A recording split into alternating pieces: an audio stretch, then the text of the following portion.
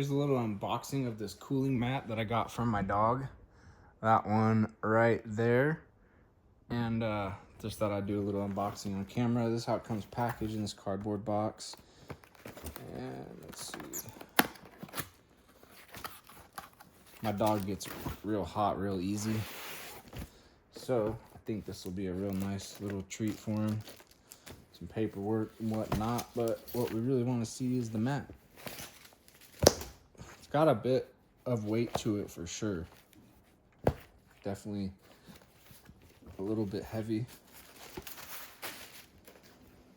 So you got the company logo right there on it, Arf Pets.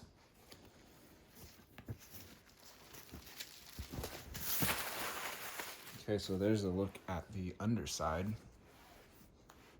And I'll flip it over. And there's a look at the top side.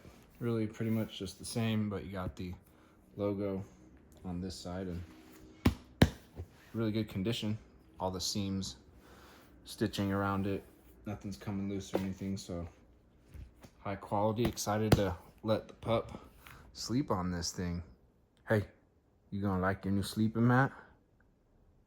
Yeah, huh? You gonna like it, huh?